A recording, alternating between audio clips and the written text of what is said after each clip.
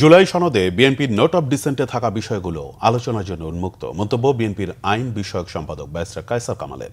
এদিকে এনসিপি বলছে ভিন্নমত থাকা বিষয়গুলোতে বিএনপি ছাড় দিলে অন্য দলগুলোর পক্ষেও ছাড় দেওয়া সম্ভব, তবে জাতীয় নির্বাচনের আগেই গণভোট চাইবে তারাও। তবে বিশেষজ্ঞরা বলছেন সার্বিক পরিস্থিতি বিবেচনায় জাতীয় নির্বাচনের আগে গণভোট আয়োজনের সুযোগ কম। নাবিল জাহাঙ্গীরের রিপোর্ট, ক্যামেরায় এনামুল হাবিব রুবেল।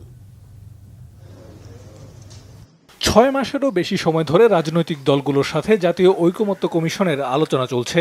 রাষ্ট্রীয় সংস্কারের 84টি বিষয়ে রাজনৈতিক দলগুলো একমত হলেও উচ্চ কক্ষের জন্য পিয়ার পদ্ধতি সহ বেশ কয়েকটি বিষয়ে নোট অব ডিসেন্ট বা ভিন্নমত দিয়েছে বিএনপি।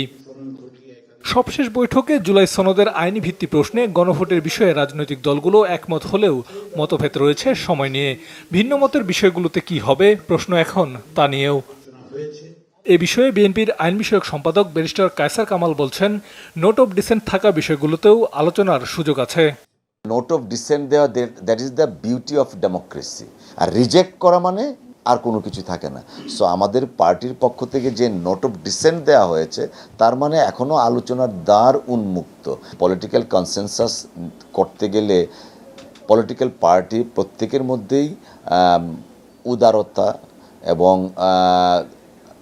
ভালো জিনিসটা আলিঙ্গন করার মানসিকতা থাকতে হবে। জাতীয় সংসদ নির্বাচনের জন্য লজিস্টিক সাপোর্টের ভিত্তিতে একটা ভোটের আয়োজন করবেন, ওই দিনে হয়ে যাক গণভোটটা। এনসিপির যুগ্ম আহ্বায়ক সারোয়ার তুষার জানালেন, দ্বিমত থাকা বিষয়গুলোতে বিএনপি কিছুটা ছাড় দিলে ছাড় দিতে প্রস্তুত আছেন তারাও। নোট অফ ডিসেন্ট মানে হচ্ছে আপনি দ্বিমত সহকারে একমত, মানে আপনার দ্বিমত আছে কিন্তু ওভারঅল এটা একমত। ফলে এইটাকে জুলাই সনদের ভিতরে যেগুলো অন্তর্ভুক্ত আছে সবই আসলে গৃহীত হওয়া উচিত। আপার হাউসটা পিআরএ, আর একটা হচ্ছে কনস্টিটিউশনাল পোস্ট, সাংবিধানিক পদগুলোতে নিয়োগের প্রক্রিয়াটা কী, এই দুটো জায়গায় যদি বিএনপি তার আগের অবস্থান থেকে সরে আসে তাহলে অন্যান্য যেগুলো আছে সেগুলোর জায়গা থেকে কিন্তু অন্যান্য দলও সরে আসবে। তো আমরা গণভোটটাকে স্বাগত জানিয়েছি, কিন্তু এখন আমাদের মনে হচ্ছে আমরা নিজেদের মধ্যে আলোচনা করেছি কিছুটা, যে এটা আসলে আগে হলেই ভালো হবে। গণভোটের প্রশ্নে দলগুলোর ঐকমত্যে পৌঁছানোকে ইতিবাচকভাবে দেখছেন বিশেষজ্ঞরা। তারা বলছেন এর ফলে জনগণ সরাসরি তাদের মত প্রদানের সুযোগ পাবে।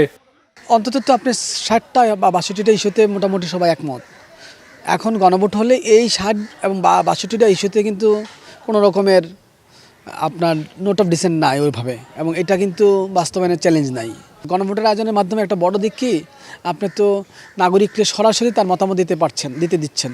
যেদিন আমাদের জাতীয় সংসদ নির্বাচন হবে সেদিন যদি গণভোটটা হয় তাহলে ভালো হয়, সেই ক্ষেত্রে আমাদের আর্থিক খরচটাও কম লাগছে না। বুধবার আবারও বৈঠকে বসবে ঐকমত্য কমিশন। কমিশনের প্রত্যাশা সেদিন গণভোটের সময় এবং ভিন্নমত থাকা বাকি বিষয়গুলোতেও একমতে পৌঁছাতে পারবে দলগুলো। নাবিল জাহাঙ্গীর, বাংলাভিশন, ঢাকা।